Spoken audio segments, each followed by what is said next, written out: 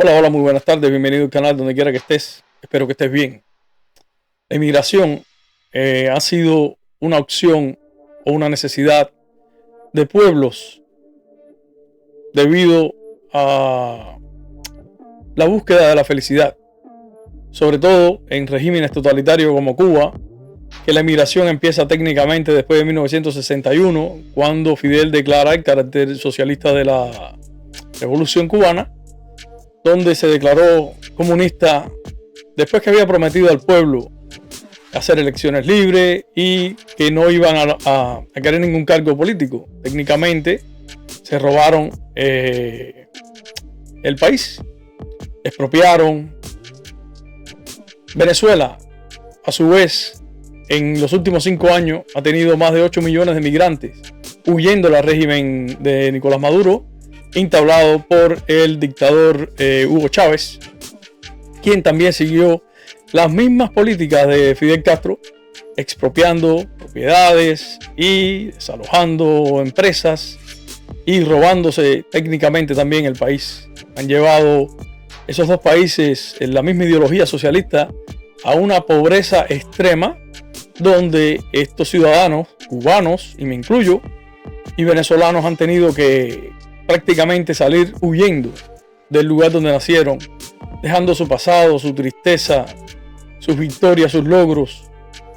Y desgraciadamente la migración ha sido una herida, ha causado una herida grande en las sociedades que han dejado familiares atrás. Y como digo, los sueños y los logros. Es triste abandonar el lugar donde uno nace, y es triste abandonar el lugar donde uno nace no por una búsqueda de la felicidad a conciencia, como vivir en Europa y decir me voy a América, Estados Unidos por ejemplo, a buscar mejores oportunidades, pero sabiendo que tienen su país, España puede ser, Francia, un lugar donde regresar. La mayoría de los cubanos que salimos de Cuba, la mayoría de los venezolanos que están saliendo de Venezuela, simplemente lo único que dejan atrás es tristeza y malestar. Tengo un video que quiero que vean con entrevistas que le hicieron a personas que huyeron desde el éxodo de Mariel, después los balseros, y en Cuba básicamente ha habido una emigración continua, pero en estos últimos tiempos ha sido mucho más acentuado por el problema político, económico y social. Una sociedad donde técnicamente prevalece la consigna: no hay futuro, no hay perspectiva de vida, no hay un proyecto a largo plazo, y las personas deciden irse, como yo, que nací en Cuba, en La Habana, y fue triste porque estudié 2 carreras, no tenía posibilidades de superación, en fin. Quiero que vean esto porque es triste el tema de la migración, y quiero que, si eres migrante, dime por qué razón te fuiste de tu país, sea cual sea, y por qué. Veamos esto y dime qué crees, porque realmente las imágenes son tristes y la inmigración lo único que ha traído es tristeza a nuestras almas, técnicamente.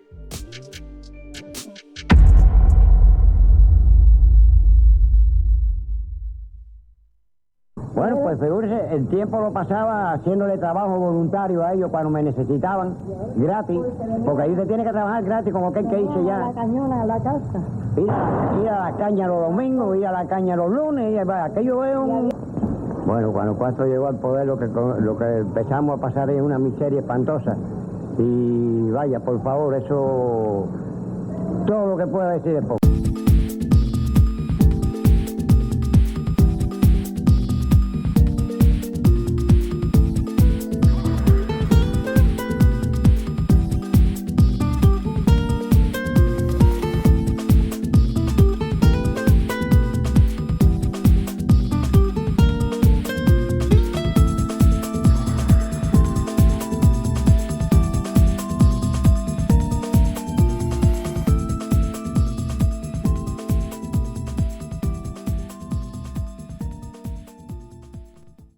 pueden ustedes reunirse a jugar, digamos, baraja? Sancionado con 20 años de privación de libertad. ¿20 años? 20 años de privación de libertad. Por jugar al prohibido se llama eso. ¿Y sin apostar? Sin apostar, si te cogen nada más que con baraja vas preso, 20 años. Una reunión de 25 personas es declarada reunión ilícita en Cuba. Por ejemplo, nosotros nos reunimos en mi casa, 25 personas, contando a mi familia y X más, y el gobierno llega allí y eso es una reunión ilícita, aunque no se ocupe ningún documento confidencial ni nada. Sencillamente es una reunión ilícita, hay que pedir un permiso a la policía para hacerlo. Y entonces explicar qué música va a haber, o sea que tiene que ser una fiesta, no puede ser otra cosa.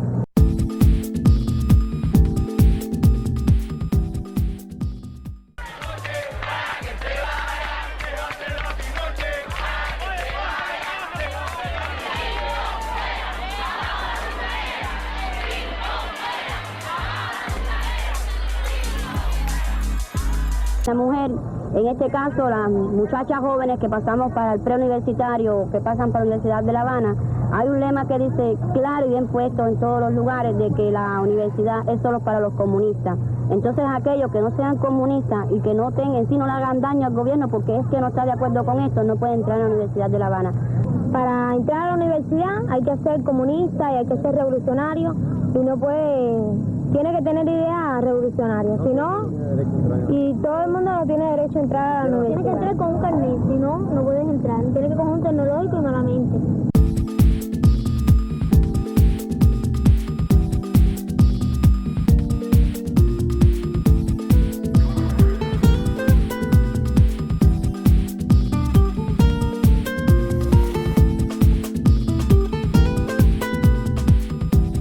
Yo conozco un caso en Cuba, y esto es bueno porque muchas personas pasaron por lo mismo. Yo conozco un caso en Cuba donde las familiares de Miami fueron a buscar a la familia 3 veces.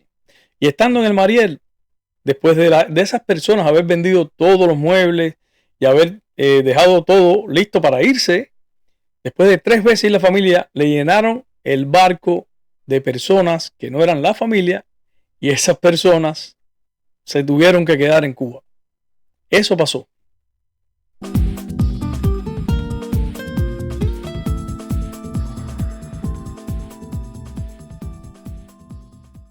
Por aire, mares y tierra, declarándoles la guerra, robándole al mundo entero. Si no levantas la mano cuando hablas de socialismo, vas a parar al abismo y te tildan de gusano. Yo no hubiera querido abandonarlo, porque discutiblemente no hay nada como el país de uno, pero es que sinceramente me vi en una situación tan sumamente pésima en el país que no me quedó otra alternativa que abandonar, dejar mi casa, dejar mi hijo, dejar mi familiar. Obligando al pueblo por ir en contra de sus principios y y darle golpe a sus propios hermanos porque quieren emigrar, que es una cosa que es inconcebible. Si un individuo quiere salir del país, ¿qué le importa a quién lo que él haga?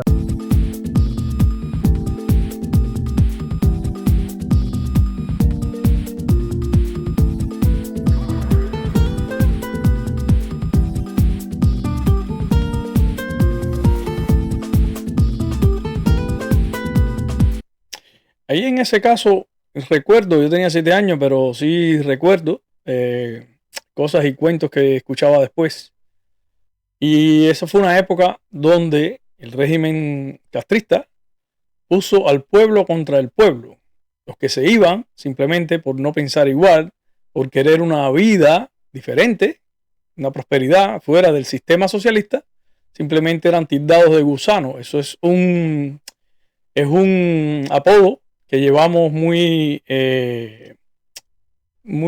humildemente o muy, no sé cómo decirlo, porque es triste que te llamen gusano, pero eso tenemos que agradecérselo al tirano Castro, que nos mal llamó así simplemente porque no pensábamos y no apoyamos lo que es hoy la revolución, que es un desastre, pero ya en esa época había gente muy clara y de antes, pasa que yo no había nacido y tomé esto de referencia como punto de partida para ver al final la situación que hay hoy y por qué es la inmigración de hoy, que las causas simplemente son las mismas.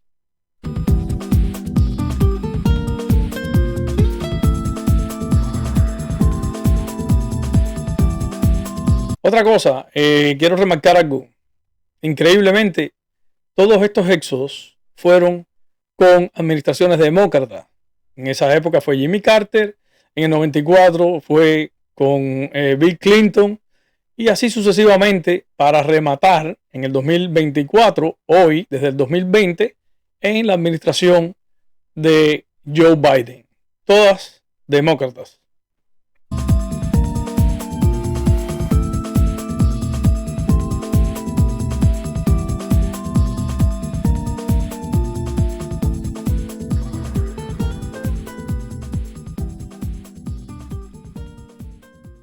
Yo declarar que a mí el comité me cayó arriba y me dio golpe.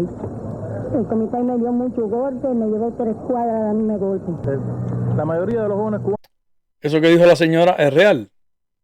Mandaban a la gente del comité a simplemente hacer actos de repudio. Un método utilizado por estas dictaduras, porque son las mismas, para simplemente reprimirte, hacerte sentir mal, simplemente por pensar diferente. No piensan como yo. Los muchachos cubanos que dicen ser comunistas les gusta vestirse de ropa capitalista, oyen música capitalista, leen libros capitalistas y son comunistas porque quizás sus padres no se van, porque tienen un buen puesto quizás en ese momento, por 40 razones que no les conviene emigrar, no tienen familia en el extranjero. Es triste.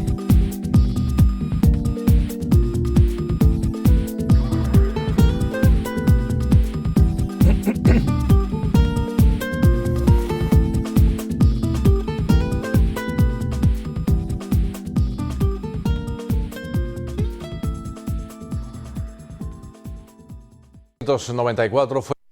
Esto empieza, disculpa, esto empieza ya en el tema de los balseros. ¿Por qué fue el tema de los balseros?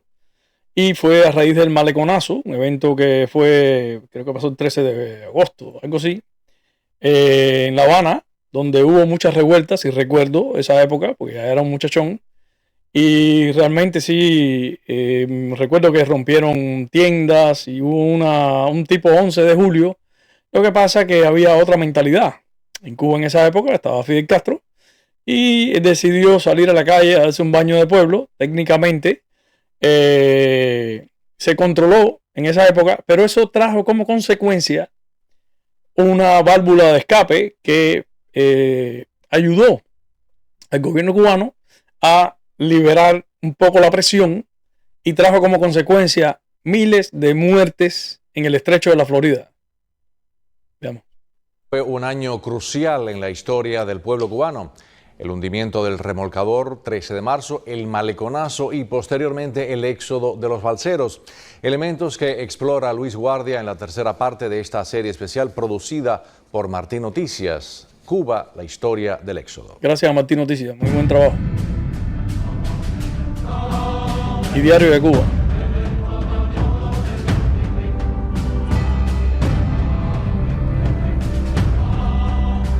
Eso que están viendo es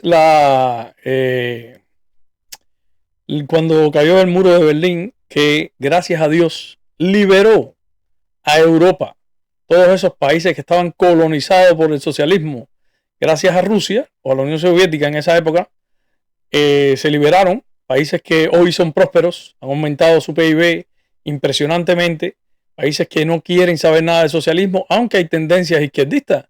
Porque no, yo pienso que ser de izquierda no necesariamente tiene que convertirte en un tirano.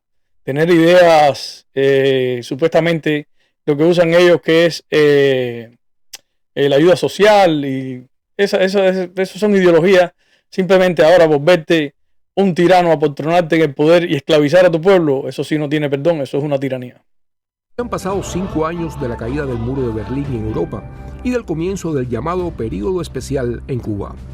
En la isla las necesidades económicas cada día se acrecentaban y el descontento de la población era palpable. Los cubanos que vivieron esa época deben recordar que habían apagones programados, no como ahora porque no hay recursos, simplemente el cambio fue muy drástico. Fidel Castro no quiso irse en la ola de desarrollo, simplemente quiso quedarse como por un problema de orgullo, de que no nos vencerán, y el problema que ha tenido históricamente de derrotar a los Estados Unidos y esa guerra ficticia donde el único perjudicado ha sido el pueblo. Yo recuerdo que habían apagones de casi de 8 horas, eran diarios y casi siempre eran de noche, de 8 de la noche a 4 de la mañana. Los cubanos que vivieron esa época seguro recordarán cuántos no dormimos en los techos con calores insoportables, la mosquitera, y la cosa no estaba como ahora. Quiero dejar eso claro. La Cuba del año 89-90 no tiene nada que ver con la situación que tiene el cubano hoy en día. Bueno, yo quisiera que esto cambiara, que esto fuera como todos los países del mundo, que hubiera democracia, que la gente pudiera manifestarse libremente. Hay embarcaciones que tratan de poner proa al norte en busca de libertad. El régimen castrista hunde a 7 millas de las costas cubanas a un viejo remolcador. El trágico desenlace, 41 muertos, entre ellos 10 menores de edad.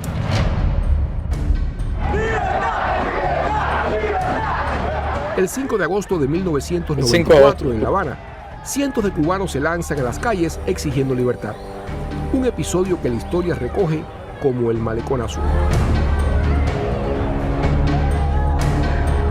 Ante la negativa de Estados Unidos de devolver a un recluta involucrado en la muerte de un teniente guardafrontera, es el propio Fidel Castro quien anuncia la apertura de las costas. Tendremos que darle instrucciones a los guardafronteras de no obstaculizar la salida de embarcaciones que quieran viajar a Estados Unidos y de no obstaculizar la salida de embarcaciones que quieran venir de Estados Unidos a recoger aquí familiares y ciudadanos cubanos.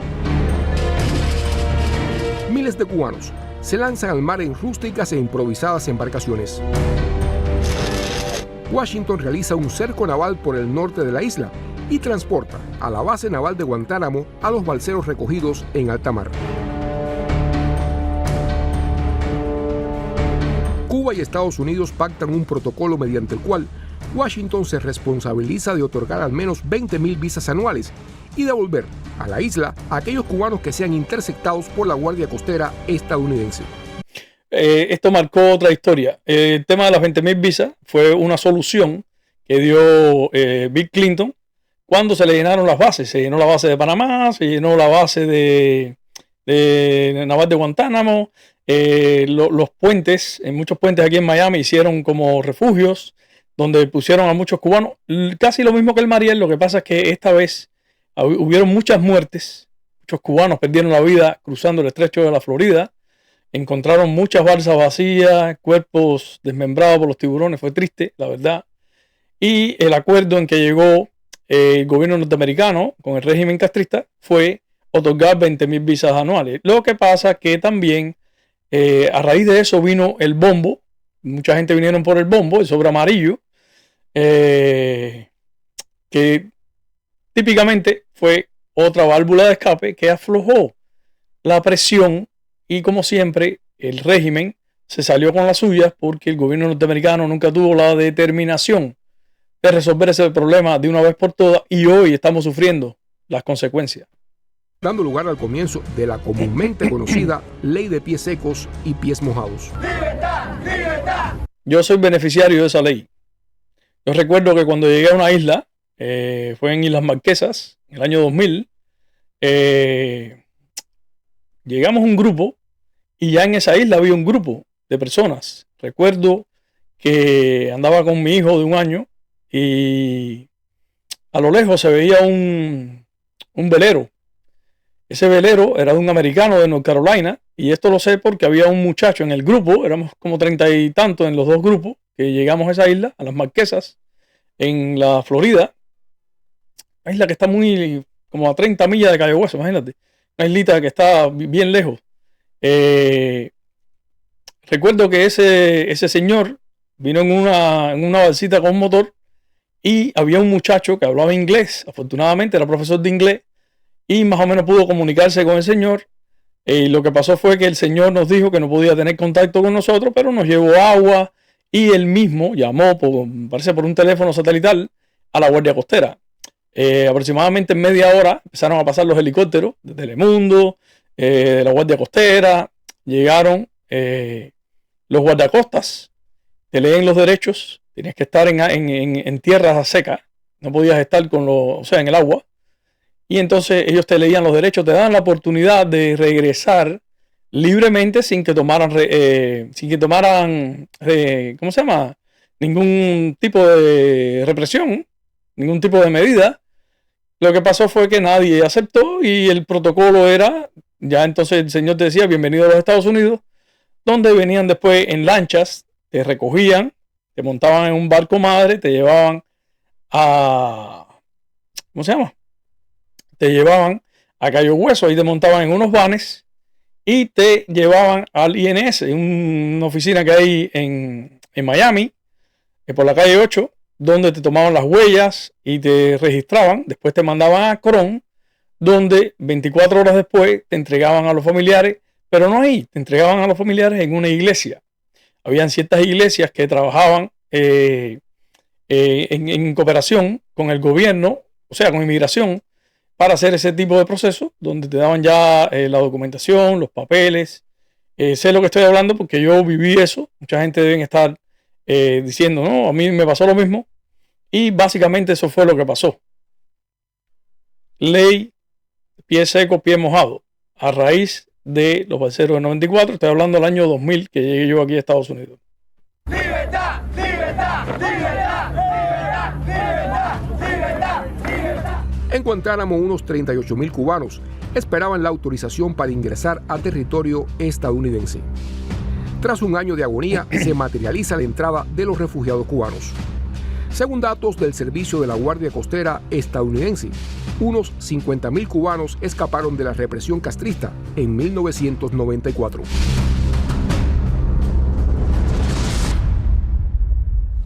Según una encuesta publicada por el diario oficial Juventud Rebelde, el 32% de los jóvenes cubanos no se sienten bien viviendo en la isla. El guantanamero Carlos Rafael, de 17 años de edad, manifestó que sus deseos son de vivir en los Estados Unidos. ¿El por qué? Bueno, por la cultura, la forma de la gente, el ambiente. Bueno, también porque soy bailarín y me gustaría entrar a una escuela de baile de hip hop para así aprender los otros géneros. Por su parte, Dairon manifiesta que quiere vivir en Italia. Porque me gusta la cultura de ese país, me gusta la forma de esa gente vestirse, me gusta mucho el ambiente, me gusta mucho muchas cosas que hay allá. Me gustaría vivir allí. Preferiría vivir en Brasil por su cultura, su música, su mujer. Un poco más del 80% de los jóvenes le da importancia futura al estudio. Pero los investigadores consideran llamativo que alrededor del 14% de la muestra emitió criterios negativos acerca del estudio y un 31,75% no le da importancia a esta actividad. Yo entré con una idea de una carrera y salí con una otra idea. No aprendí lo que en la vida real yo quería aprender.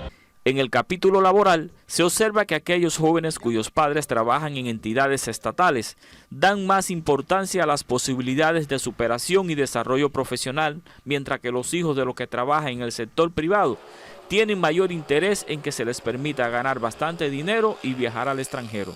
Yo terminé mis estudios y me puse en mi casa a dedicarme a coser, a limpiar pantalones. Y ya me gusta siempre, me monté un negocio en mi casa. El 11,8% de los encuestados fuma, el 35,7% ingiere bebidas alcohólicas y el 1,7% confiesa que consume sustancias tóxicas. Fue un reporte de Anderlay Guerra Blanco desde Palenque Visión para Martín Noticias. Es real, es real. Yo estudié una carrera que después no tenía campo. Entonces perdí 4 años de mi vida en una carrera que me gustaba y desgraciadamente no pude ejercerla. ¿Qué pasó? Que donde estaba trabajando tuve la oportunidad de superarme en otro campo, el cual después me interesó y estudié esa carrera después en la noche en cursos de trabajadores y me hice técnico especialista en eso que trabajaba. Gracias a eso yo pasé 10 años en Cuba de experiencia en eso y hoy en día en los Estados Unidos hasta hoy sigo trabajando en lo mismo. ¿Qué pasa? que desgraciadamente no hay futuro, no hay prosperidad, y esa fue una de las causas que yo personalmente emigré. Pero este caso que van a ver ahora es muy interesante porque este caso de esta muchacha, ella se siente extranjera en su propio país. Un caso que ha sido criticado mucho por mucha gente y sobre todo por los dolientes, y ella es un caso. Veamos esto que está súper interesante. Yo no entiendo por qué el oriental es ilegal aquí en La Habana. Si todos somos cubanos, es la única parte que no puedo entender yo. ¿Por qué yo soy ilegal aquí en La Habana? Emigré de Santiago para acá porque las condiciones económicas de Oriente no es igual a la de La Habana. Aquí hay un poquito más de sobrevivencia. Desde que yo me levanto, es pensando ¿qué voy a comer? Y esa es la pregunta que se hacía siempre todo el mundo. No importa la época, no importa en el tiempo que fue, porque ya esto fue un poquito más adelante. Vamos a decir que en el año 94, cuando empezó, antes de la crisis de los balseros, con el tema del periodo especial desde el año 90, que cae el muro de Berlín, hay el cambio de sistema en los países que eran socialistas, se volvieron capitalistas, se acabó el CAME.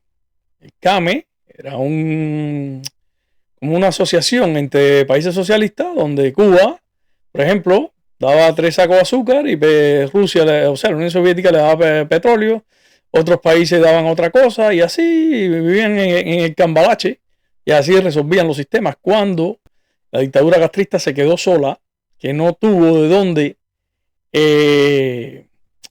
exprimir a más nadie, porque Cuba, el sistema socialista ha sido técnicamente inservible.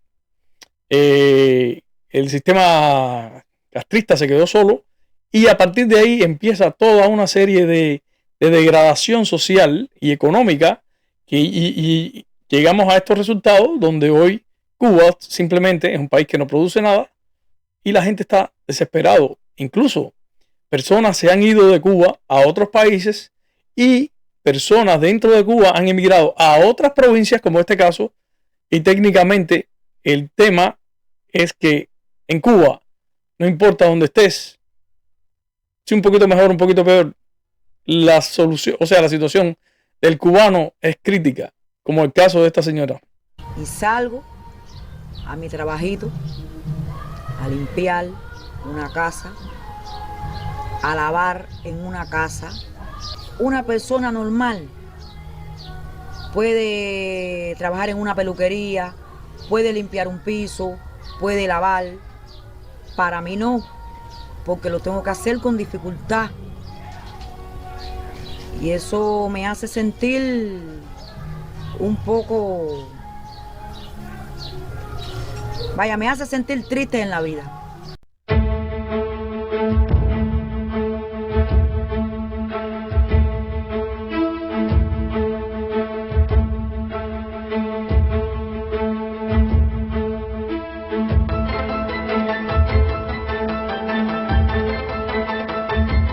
Política de presión a estos países, a terceros países, fundamentalmente los principales países de tránsito, que se han visto obligados prácticamente a tomar medidas que afectan a los migrantes cubanos, como pueden... Esta es una declaración de una funcionaria cubana que está diciendo que le han metido, que le han puesto presión a los países que reciben a los cubanos para emigrar a través de un tercer país como Nicaragua, como Panamá, como Brasil, cualquier país del mundo, simplemente porque esta autorización de viaje se dio por esta cobertura, porque Cuba, que yo recuerde, jamás permitió que un cubano saliera.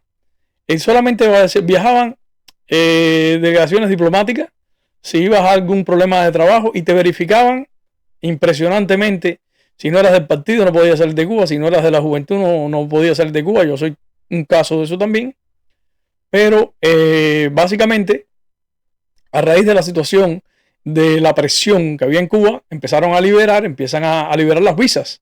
Los cubanos empiezan a emigrar, empiezan a gastar infinidad de dinero, muchísimo dinero, se quedaron sin nada. Muchos de esos cubanos que emigraron por Nicaragua, que emigraron por otros terceros países, y lo que está diciendo ella, que está justificando simplemente la presión que ha puesto Estados Unidos con el tema de la inmigración.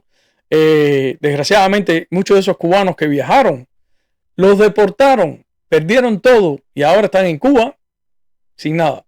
Por culpa de la política de ellos que liberaron a unos precios insoportables. Viajar a Nicaragua, personas pagaron $3,000 por un pasaje de 2 horas. Simplemente fue una estafa, un mecanismo que simplemente la presión que sentía el cubano daba lo que fuera o lo que fuese por salir de ahí. Esto que incluye las visas de tránsito, que varios países han impuesto a los ciudadanos cubanos. Ocasiones acarrea gastos adicionales a estas personas que tienen que comprar a veces boletos antes de hacer las solicitudes de visas a esos países de tránsito. Pero ¿y quién tuvo la culpa de eso? Porque desgraciadamente Estados Unidos nunca puso una presión de cuánto valía un pasaje. Tuvieron que hacer gastos extra con la visa de tránsito porque ninguno de esos países quería que esos cubanos se quedaran ahí. Simplemente el éxodo iba a ser impresionantemente grande. Ningún país está en condiciones de estar sufragando los gastos y mantener a personas que vienen sin nada. Y es la realidad que el cubano viaja con una mochila y un pullover y un short porque no tiene más nada, sin tener garantía de que se le otorguen estas visas. Una parte de la manera que se muestran estas presiones de Estados Unidos en estos países de tránsito es que se ha reducido incluso el número de otorgamiento de visas a ciudadanos cubanos como parte de estas presiones. Por lo tanto, es algo que agrede de alguna manera, afecta directamente tanto a los que tienen el deseo de emigrar, lo cual es algo legítimo, es algo natural, es un proceso. Lo cual es algo legítimo hoy. En el 1980, cuando en Mariel eran gusanos y fueron reprimidos por los CDR y por el partido y todas esas organizaciones por un problema de la fiebre, ¿me entiendes? La fiebre de la euforia, el veneno socialista. No, son unos traidores. Y ahora no, la política cambia simplemente porque necesitan que se vayan, porque no pueden mantenerlo, simplemente. Natural que tienen la intención de mirar como aquellos que simplemente quieren visitar, incluso países que no son los de Estados Unidos, o sea, estos países de tránsito, estos terceros países. Le voy a hacer una pregunta a cualquier cubano que viajó por un tercer país para llegar a Estados Unidos.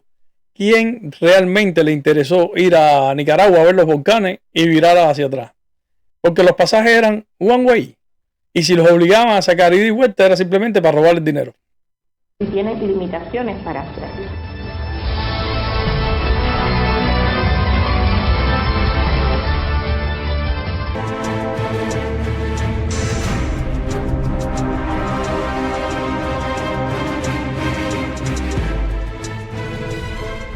Conseguimos las cámaras, la madera, los remos. Y el viernes por la noche preparamos, fuimos trayendo las cosas porque traíamos todo desarmado. Para un montecito ahí armamos todo y nos tiramos viernes por la noche.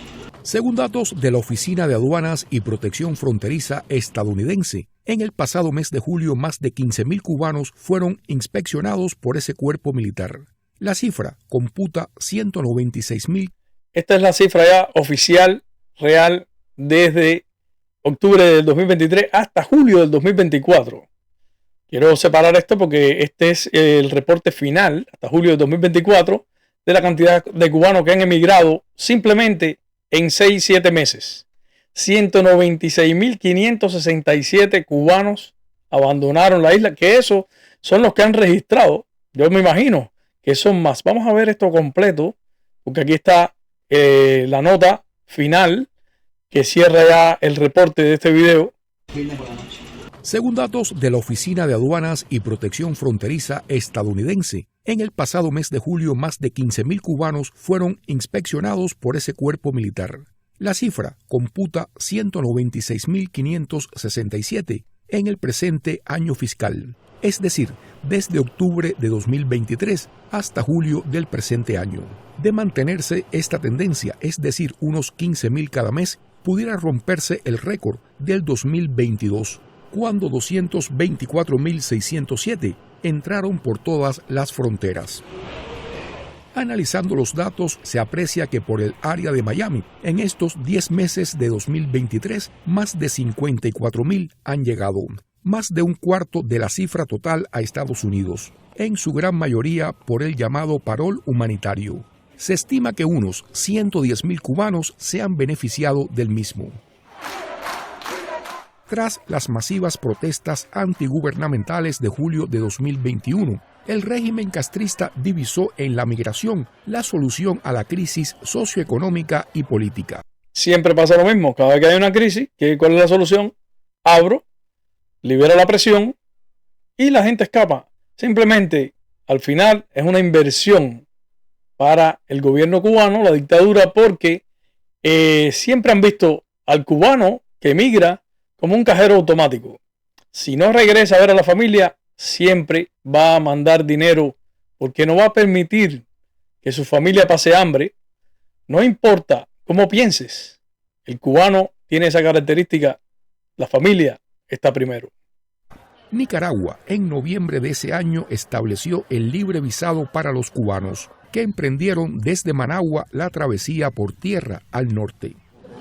La Oficina de Aduanas y Protección Fronteriza anunció que a partir del 23 de agosto, los ciudadanos que no son mexicanos pueden programar una cita en la aplicación CBP One desde los estados de Chiapas y Tabasco, además de las zonas del norte y el centro de México, desde donde pueden hacerlo actualmente.